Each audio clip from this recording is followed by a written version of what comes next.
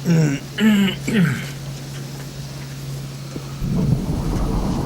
sama saja.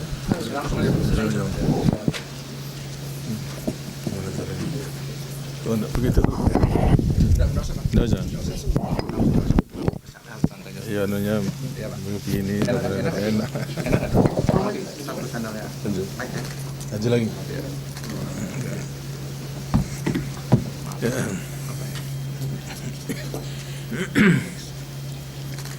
Ya.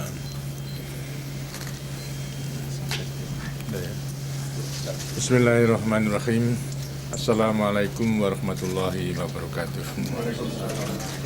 Saudara-saudara sebangsa dan setanah air, hari ini dengan rahmat Tuhan Yang Maha Kuasa, saya akan meninggalkan tanah air untuk melaksanakan tugas kunjungan ke Mesir dalam rangka pertama menghadiri KTT 15 dan yang kedua juga melaksanakan kunjungan kenegaraan ke Mesir karena sudah sangat lama sekali saya dinanti-nantikan untuk berkunjung ke Mesir dan saya perlukan memenuhi daripada undangan ini karena memang kita masih ingat bahwa dalam perjuangan memproklamasikan kemerdekaan kita, Mesir adalah satu-satu negara yang mengakui kemerdekaan kita, sehingga demikian kita tidak bisa melupakan atas jasa-jasa daripada rakyat Mesir.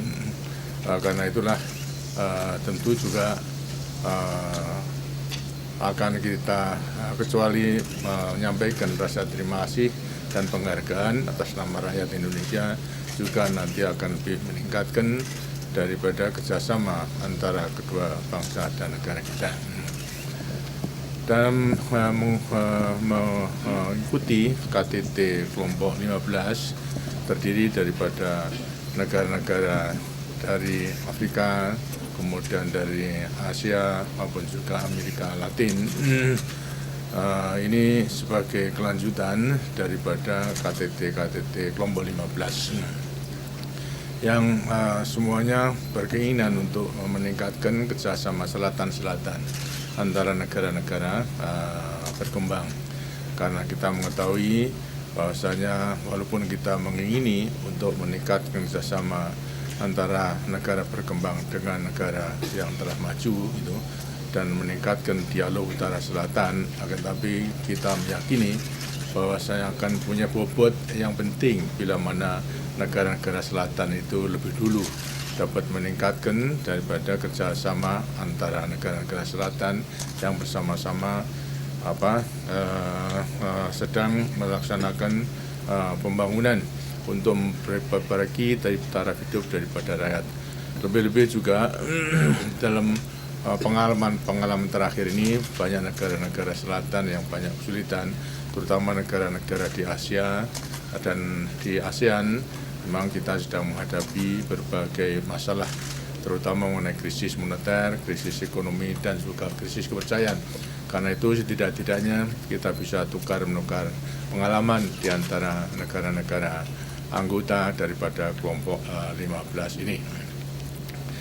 Saya meninggalkan tanah air kecuali memang dengan tujuan tadi, bukan tidak mengetahui keadaan dalam negeri. Itu saya mengetahui bagaimana keadaan, keprihatinan daripada rakyat, akan tapi saya percaya bahwa rakyat tentunya juga akan lebih menyadari akan keadaan tersebut, dan saya percaya bahwasanya rakyat tentu akan lebih mementingkan kepentingan negara dan bangsa daripada kepentingan sendiri maupun juga kepentingan kelompok-kelompok, terutama juga di dalam melanjutkan daripada pembangunan didasarkan pada trilogi pembangunan, ialah stabilitas nasional, pertumbuhan, dan juga ekonomi, khususnya mengenai stabilitas nasional.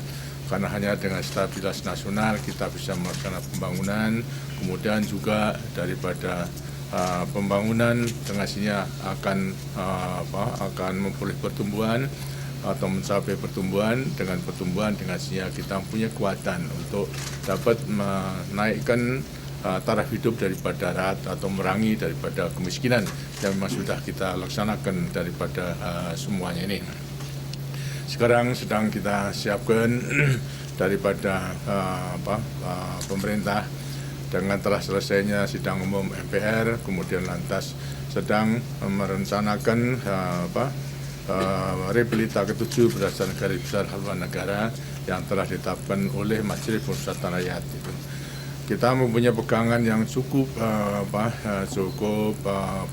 menggerakkan dan meyakinkan, ialah ketetapan daripada majelis sendiri mengenai GPAN 98 dan juga ketetapan-ketetapan lain yang merupakan landasan perjuangan dan pembangunan daripada rakyat Indonesia selama 5 tahun dari 98 sampai 2003. Oleh karena itu kita memang harus betul-betul dapat juga menghargai keputusan-keputusan daripada majelis sebagai penjelmaan daripada rakyat Indonesia yang memegang kedaulatan. Akan kita laksanakan dengan sebaik-baiknya. Dalam melaksanakan ini sebetulnya daripada mengenai GPAN sendiri, banyak amanat-amanat yang telah dicantumkan dalam GPAN merupakan amanat-amanat daripada pembaharuan baik dalam bidang politik, ekonomi, sosial, budaya maupun juga daripada pertahanan keamanan, bahkan juga di dalam ekonomi maupun juga daripada hukum. Kalau kita mengikuti membaca sepenuhnya, sebetulnya Garis Besar Negara merupakan pedoman daripada perjuangan kita lebih lanjut sampai kepada 2003, dan di situ banyak amanat-amanat yang harus kita laksanakan melalui pembaharuan atau reformasi dengan kata-kata yang sedang populer sekarang daripada rakyat. Di samping itu juga dengan sendirinya kita harus melihat jauh ke depan itu. Kita harus memikirkan nanti mengenai landasan kerja tahun 2003 sampai kepada 2008 itu. Yang berarti pula daripada 2003 nanti harus ada sidang umum MPR, hasil daripada pemilihan umum dan lain sebagainya itu, sehingga benar-benar nanti sidang umum MPR 2003 itu akan dapat menentukan landasan perjuangan kita selanjutnya sampai kepada 2008. Di sini memang pentingnya daripada kita meninjau apa yang kita lakukan sekarang ini atas dasar daripada undang-undang yang berlaku, terutama mengenai undang-undang pemilihan umum, kemudian undang-undang kepartean, undang-undang susunan DPR MPR yang sekarang sudah menghasilkan daripada MPR yang telah berfungsi pula, ialah memutuskan menghasilkan Garis Besar Haluan Negara atau GPN 98 dan ketetapan-ketetapan lain, bahkan juga telah memilih presiden sebagai mandatarisnya dan juga memilih wakil presiden untuk membantu. Bahkan daripada presiden pun juga telah menyusun kabinetnya dengan hak prerogatif daripada presiden memilih daripada putra-putra yang saya anggap baik, itu saya anggap memenuhi daripada persyaratan, walaupun ada kekurangan-kurangan, akan tetapi untuk sementara saya melihat bahwa mereka sanggup untuk membantu daripada tanggung tugas dan tanggung jawab saya sebagai presiden mandataris. Inilah sudah kita laksanakan untuk nanti 2003. Dengan sendirinya kalau daripada undang-undang yang sekarang dianggap kurang baik, terutama undang-undang pemilihan umum, undang-undang kepartean, dan juga daripada susunan MPR, DPR dan sebagainya, tentu itu bisa diadakan perubahan-perubahan, pembaruan melewati reformasi. Karena itulah saya sudah minta kepada Dewan Perwakilan Rakyat yang secara menyeluruh lebih bisa menggambarkan, mewakili daripada kehendak daripada rakyat, dan memang daripada DPR pun juga mempunyai wewenang untuk dapat menggunakan hak inisiatifnya, ialah untuk membuat undang-undang. Karena itu saya persilahkan daripada Dewan Perwakilan Rakyat nanti dukungan daripada pemerintah untuk mempersiapkan daripada reformasi baik mengenai undang-undang pemilihan umum, undang-undang kepartean, undang-undang daripada sisi atau susunan daripada DPR, DPRD maupun juga MPR dan lain sebagainya. Nah, ini tentunya saya lihat bahwasanya daripada DPR tanggap dan mulai pula mengadakan persiapan-persiapan. Saya ikuti. Dengan demikian tentunya ini akan memakan waktu. untuk memperbaiki daripada undang-undang, karena memang kalau nanti tahun 2003 itu harus sidang MPR dilakukan oleh anggota-anggota yang telah terpilih dari melewati pemilihan umum, berarti atas dasar pemilihan umum maupun juga daripada partai-partai maupun juga susunan DPR MPR yang sudah diperbarui, itu yang sudah diadakan reformasi.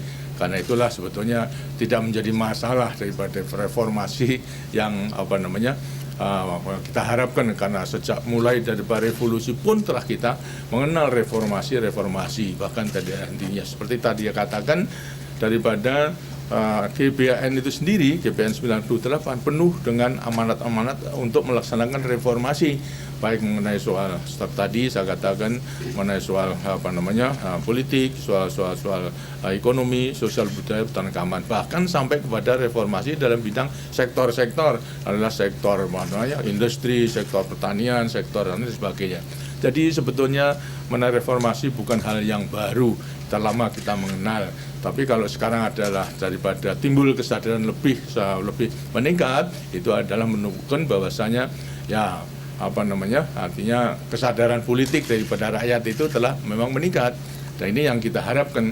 Karena itu, tapi semuanya, bagaimanapun juga semuanya kita sebagai warga negara, suatu negara yang kita proklamasikan pada tanggal 17 Agustus 1945 dan punya konstitusi arti Undang-Undang Dasar 45, itulah menjadi landasan daripada kita untuk mengadakan reformasi. Apapun juga bentuk daripada reformasi, selama kita masih mengakui daripada warga negara kesatuan Republik Indonesia yang kita proklamasikan pada tanggal 17 Agustus 1945, maka kita memang harus berpegang teguh kepada konstitusi yang telah yang kita telah setujui dan kita gunakan sebagai landasan perjuangan untuk mengisi kemerdekaan ini itu. Dan saya percaya bahwasanya rakyat akan lebih menyadari betapa pentingnya daripada stabilitas nasional, daripada stabilitas politik, di antara lain lebih-lebih dalam kita akan melaksanakan daripada perbaikan berbagai akibat daripada krisis. Ini membutuhkan ketenangan, membutuhkan keamanan, ketentraman, dan semuanya akan dinilai daripada luar, terutama dalam rangka memperbaiki ekonomi kita, berbagai krisis dalam bidang moneter, ekonomi dan sebagainya. Mau tidak mau kita memang harus mengerahkan kekuatan sendiri, tapi juga memerlukan daripada investasi daripada luar. Daripada investor asing itu tidak mungkin akan tertarik untuk menanam modalnya di Indonesia kalau menang stabilitas nasional itu tidak terjamin, stabilitas politik pun juga tidak terjamin. Dalam kita menghadapi daripada keadaan seperti sekarang ini, ialah krisis moneter, ekonomi dan juga lain sebagainya, bahkan krisis kepercayaan, maka memerlukan kita kembali itu sadar bahwasanya masing-masing harus mengorbankan kepentingan diri maupun kepentingan golongan itu untuk memenuhi daripada panggilan kepentingan yang lebih besar, ialah kepentingan negara dan bangsa. Di mana kita kalau kita tidak memperhatikan, artinya memperhatikan mengenai stabilitas politik maupun juga stabilitas keamanan, akan lebih mempersulit daripada kita untuk mengadakan perbaikan daripada berbagai krisis atau mengatasi berbagai krisis itu. Bahkan tentu akan lebih sulit pula dalam melaksanakan pembangunan, karena akibat daripada krisis ekonomi pun juga sudah memperlemah daripada keadaan kita. Lebih-lebih kemudian lantas dalam melanjutkan pembangunan tentu juga akan lebih sulit. Jadi sekarang memang terletak kepada kita akan melanjutkan pembangunan untuk mengisi kemerdekaan dalam mencapai masyarakat adil dan makmur dan Pancasila, atau memang kita akan membiarkan justru kembali lagi daripada keadaan sebelum kita melaksanakan pembangunan dengan hasil-hasil yang telah kita saksikan selama 30 tahun itu. Karena itu saya meninggalkan tanah air untuk memenuhi kewajiban, itu tugas diantara lain adalah menaik amanat daripada Undang-Undang Dasar 45, ialah untuk ikut serta melaksanakan ketertiban dunia berdasarkan kemerdekaan, perdamaian, dan juga keadilan sosial. Inilah saya luar negeri untuk memenuhi daripada tugas konstitusional pula, dan juga dalam lebih meratkan persahabatan antara negara-negara berkembang dalam rangka kerja selatan itu. Saya harapkan agar supaya rakyat memberi kesempatan kepada DPR untuk mulai langkah-langkah daripada reformasi pembaruan dalam bidang politik, diantaranya mempersiapkan mengenai perubahan daripada undang-undang pemilihan umum, undang-undang kepartean, maupun juga pengisian daripada DPR, baik DPR pusat maupun juga DPRD dan lain sebagainya. Dan kalau perlu memang sudah harus ada pemikiran misalnya daripada susunan DPR agar supaya lebih demokratis. Nanti kita hanya mungkin memilih DPR pusat sama DPR tingkat 2 aja. Yaitu dengan demikian apakah daripada sistem distrik kita akan bisa dilaksanakan atau belum, itu terletak pada penilaian kita bersama. Tapi kalau kemudian lantas sekarang kita sudah mulai ingin mengadakan perubahan, bahwasanya DPRD tingkat 1 tidak perlu karena otonomi ada pada tingkat tingkat 2 itu, dengan sini lantas sekarang membawa konsekuensi bahwasanya MPR, susunan MPR atas dasar perubahan tersebut hanya terdiri pada DPR ditambah dengan utusan daripada daerah, tidak lagi dari provinsi tapi dari kabupaten. Dengan akan lebih demokratis dan tidak ada tuduhan bahwasanya ini anggota MPR banyak yang diangkat dan lain sebagainya. Ini antara lain adalah kemungkinan reformasi yang bisa kita laksanakan untuk lebih menyempurnakan, maju lagi dalam rangka mengeterapkan mengenai kedaulatan rakyat, kedaulatan di tangan rakyat, tapi toh bukan masing-masing rakyat berdolat, akan tapi diserahkan kepada wakil-wakil. Nah, itu hanya bisa dilaksanakan kalau ada kesempatan bagi rakyat untuk memilih wakil-wakilnya yang akan duduk di dalam majelis pemusyawaratan rakyat melewati DPR, kemudian ditambah dengan utusan daripada golongan. Jadi masalah formasi saya kira tidak perlu menjadi kekhawatiran, sekarang telah menjadi keulatan ibadah kita. Reformasi telah lama kita lakukan dan sekarang bisa kita lakukan dan akan terus kita lakukan untuk seterusnya dalam rangka lebih memperbaiki landasan perjuangan kita untuk mencapai cita-cita masyarakat adil dan makmur berdasarkan Pancasila. Karena keyakinan saya akan kesadaran daripada rakyat yang sudah tinggi, maka saya dengan tenang meninggalkan tanah air untuk juga memenuhi kewajiban tugas demi kepentingan negara dan bangsa. Karena itu saya harapkan agar supaya benar-benar stabilitas politik dan stabilitas nasional dapat dipelihara. Memang kita masih ada kesulitan-kesulitan daripada daripada keadaan sekarang ini. Misalnya pada akhir-akhir ini mengenai BBM dinaikkan. Kenapa? Kok sekarang? Sebetulnya sudah lama itu harus dinaikkan, tapi keadaannya memang belum mungkin. Kemudian lantas saya pertimbangkan kalau nanti tentu akan lebih berat. Tapi sekarang kan apa? Kalau ambil waktunya sekarang ini sudah saya perhitungkan bahwa di antara lain setidak-tidaknya rakyat itu sudah agak ringan. Apa? Pemerintah telah ambil keputusan untuk menaikkan gabah itu 700 tiap kilo dan sekarang rakyat sedang panen, berarti lantas tidak begitu berat. Lantas kedua pun pegawai negeri walaupun tidak kita umumkan baru saja naik 15%. Jadi dengan demikian kemudian saya gunakan, inilah kita putuskan untuk naik itu untuk naik agar supaya bukan saya tidak mengerti bahwa rakyat masih menderita, tidak, tapi tidak-tidaknya dengan panen plus kenaikan harga gabah plus kenaikan pegawai negeri 15% itu sedikit meringankan. Karena masalah subsidi memang tidak bisa kita hindarkan, kecuali kalau memang sudahlah segala pendapatan kita untuk subsidi itu ya apa boleh buat kalau memang dikehendaki dari demikian. Tapi terang bahwasanya kita tidak akan maju. Ada saya mendengar bahwasanya pemerintah tidak adil karena memberi subsidi pada bank-bank sampai 100 triliun. Itu sama sekali tidak benar. Itu bank-bank itu adalah memang bukan subsidi, kredit itu yang diberikan Bank Indonesia pada bank-bank yang kesulitan. Untuk apa? Bank-bank yang kesulitan itu adalah sebetulnya karena ditarik nasabahnya narik depositonya, sehingga lantas mempunyai harus mempunyai kemampuan untuk membayar itu. Sebab kalau tidak ada, dengan rakyat juga yang menderita. Karena itulah pemerintah memberikan kredit lebih dulu untuk dapat agar supaya rakyat yang punya deposito terbayar. Itu jadi bukan subsidi, itu sama sekali tidak subsidi. Itu akan dikembalikan oleh bank-bank yang meminjam oleh kredit tersebut. Jadi jangan sampai ada salah paham, karena saya mendengar di DPR bahwasanya tidak adil pemerintah. Karena memberikan subsidi pada bank-bank sampai 100 triliun lebih, itu adalah keliru, itu tidak benar, itu bahasanya akan menyesatkan daripada rakyat. Yang diberikan kepada bank-bank itulah kredit, justru memang diberi kredit untuk bukan banknya sendiri, tapi untuk memungkinkan bank tersebut melayani nasabahnya yang menarik depositonya tadi. Jadi semuanya juga untuk kepentingan rakyat, bukan untuk kepentingan bank itu. Sekarang mengenai subsidi lainnya itu daripada BBM, karena apa?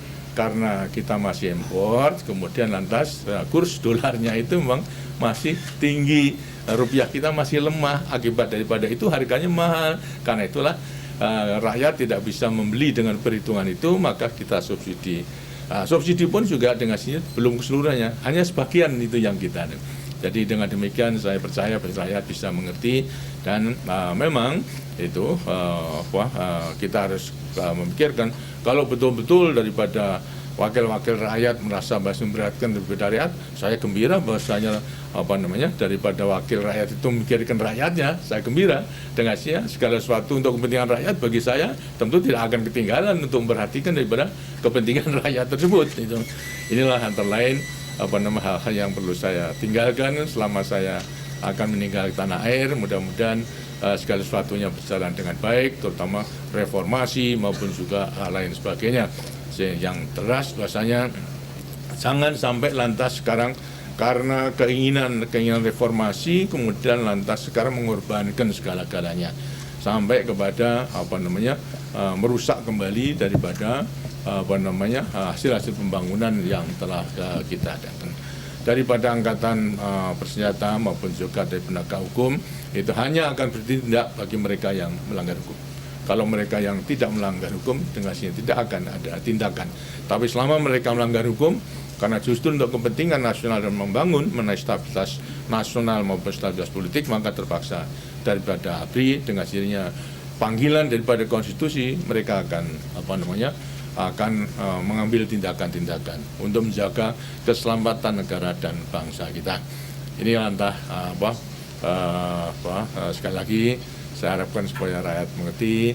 Bukan saya tidak mengerti penderitaan rakyat, saya mengerti karena saya juga dulu berasal daripada orang yang miskin, jadi ngerti saya dan saya pertimbangkan. Perasaan saya, tenggang rasa saya kira tidak kalah dengan siapapun juga dalam perhatikan daripada rakyat kita yang sedang menderita. Tapi kalau kita memang berjuang, ingin maju, ya kita harus berkorban. Itu karena justru pengorbanan itu sangat diperlukan. Ada pepatah Jawa, jerer basuki mau bio. Tidak ada sesuatu hal yang kita capai tanpa pengorbanan, itu tidak ada. Nah sekarang itu mesti diharapkan pengorbanan daripada kita. Kalau kita ingin maju lagi, kecuali kalau mengatakan sudahlah sampai di sini aja, kita lebih baik mundur aja, lebih baik kita dijajah saja, kita melihat saja daripada orang-orang lain merdeka, apa boleh buat kalau mau demikian. Tapi saya percaya bahwa rakyat Indonesia tidak demikian daripada sikap dan pendiriannya. Para wartawan hendaknya agar supaya sekali lagi supaya menjelaskan kepada rakyat dengan sebenarnya, jangan sampai mengulang-ulangi daripada pemberitaan yang sebenarnya lantas membingungkan rakyat sendiri gitu. Saudara pun juga pernah mengatakan juga harus berjuang itu. Jangan sampai kemudian lantas justru mengeruhkan daripada keadaan. Sampai sekarang itu saya lihat bahwasanya ini daripada pers, kenapa itu kok daripada kebebasannya hanya kebebasan saja yang diambil, tapi tanggung jawabnya kok kurang diperhatikan.